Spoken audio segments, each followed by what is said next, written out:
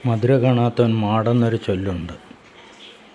ഭാരതത്തിലെ ഏറ്റവും പ്രധാനപ്പെട്ട മധുര മീനാക്ഷി ക്ഷേത്രം സ്ഥിതി ചെയ്യുന്നത് മധുരയിലാണ്.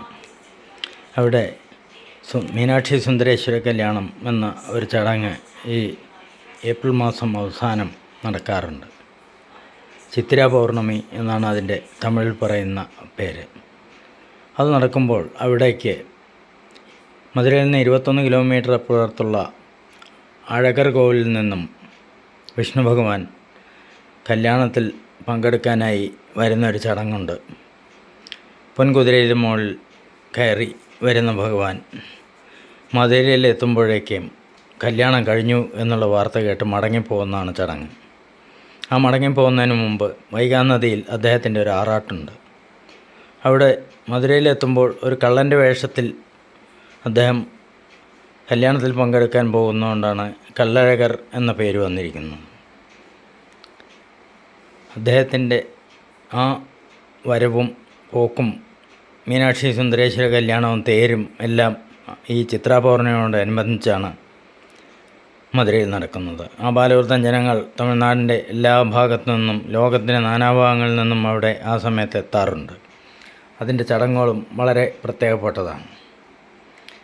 പല വേഷങ്ങളിലുള്ള ആൾക്കാർ, പലതരം വാദ്യങ്ങൾ, പലതരം പ്രത്യേക തരത്തിലുള്ള ഡാൻസുകൾ, അങ്ങനെ നിരവധി ചടങ്ങുകളോടുകൂടി വൈഗാനദിയിലെ വിഷ്ണു ഭഗവാന്റെ ആറാട്ടോടുകൂടി ചിത്തിര പൗർണമി ഏറെക്കുറെ അവസാനിക്കുന്നു. തിരിച്ച് അദ്ദേഹം മധുരയ്ക്ക് പോകാതെ മധുരയുടെ അതിർത്തിയിൽ വന്ന് മടങ്ങിപ്പോവുകയാണ്.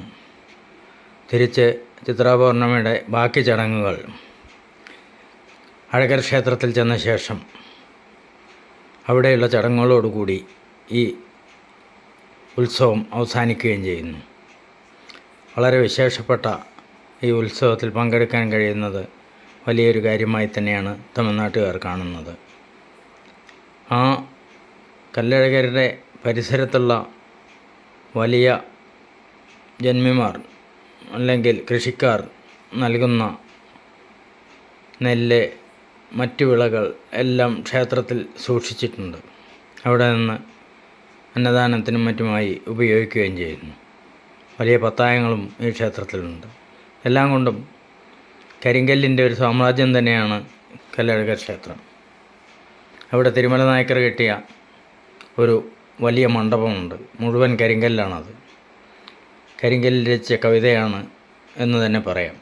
അങ്ങനെയുള്ളൊരു ക്ഷേത്രമാണ് കല്ലഴകർ. മധുര മീനാക്ഷി ക്ഷേത്രം പോലെ തന്നെ ഏറെക്കുറെ അതിനോടൊപ്പം നിൽക്കുന്ന തരത്തിലുള്ള ശില്പഭംഗിയും ഒരുപാട് കൊത്തുപണികളും വലിയ ഗോപുരവും ഇതെല്ലാം കൂടാതെ 18-ാം പടി കറുപ്പസ്വാമി എന്ന ഒരു വർഷത്തിലൊരിക്കൽ മാത്രം തുറക്കുന്ന ഒരു നടയും എല്ലാം ആ അഴകർ ക്ഷേത്രത്തിൻ്റെ പ്രത്യേകതകളാണ്. അതിനു മുകളിലാണ് മുരുകൻ്റെ 6 പട വീടുകളിലൊന്നായ പഴമുതിർച്ചോല. ഒരിക്കലെങ്കിലും പോയി കാണേണ്ട ഒരു ക്ഷേത്രമാണത്.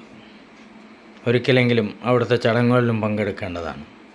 ഇത്രയും മനോഹരമായ ഒരു ഉത്സവം തമിഴ്നാട്ടിൽ വേറെ ഉണ്ടെന്ന് തോന്നുന്നില്ല.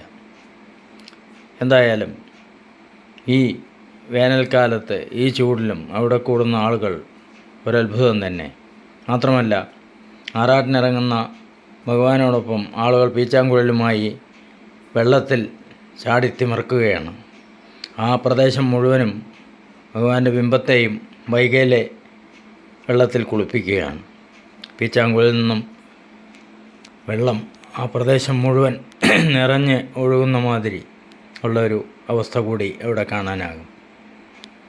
ഏറ്റവും നല്ല, ഏറ്റവും വിശേഷമായ ഒരു ചടങ്ങിന് പങ്കെടുക്കാൻ കഴിയുന്നത് ഒരു ഭാഗ്യം തന്നെയാണ്. കല്ലഴകരുടെയും മീനാക്ഷി സുന്ദരേശ്വരന്മാരുടെയും ഈ ഉത്സവം പേര് കേട്ടതായതിൽ അത്ഭുതപ്പെടാനില്ല. തമിഴ്നാടിൻ്റെ ഏറ്റവും മികച്ച ഒരു സംഘാടന രീതിയും അത് പോലീസിനെയും ബാക്കി സെക്യൂരിറ്റിയും എല്ലാമാക്കി വളരെ നല്ല രീതിയിൽ അവർ നടത്തിക്കൊണ്ടു പോകുന്നു. കുതിര പോലീസുകാരെയും നമുക്കവിടെ കാണാൻ കഴിയും. ഏറ്റവും നല്ല സംഘാടനം മധുരയിലുണ്ട്. അത് കാണേണ്ടതുമാണ്. ലോകത്തിൻ്റെ നാനാഭാഗത്തു നിന്നും വരുന്ന ആളുകളെയും അവരുടെ ചടങ്ങുകളെയും അവരുടെ സന്തോഷവും അവരുടെ ആഘോഷവും എല്ലാം ഒന്നിനൊന്ന് മികച്ച രീതിയിൽ മധുരയിൽ നമുക്ക് കാണാനാവും.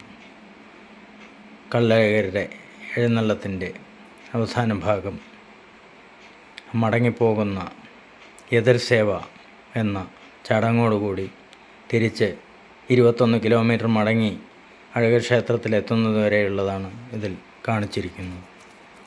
എല്ലാവർക്കും നന്ദി, നമസ്കാരം.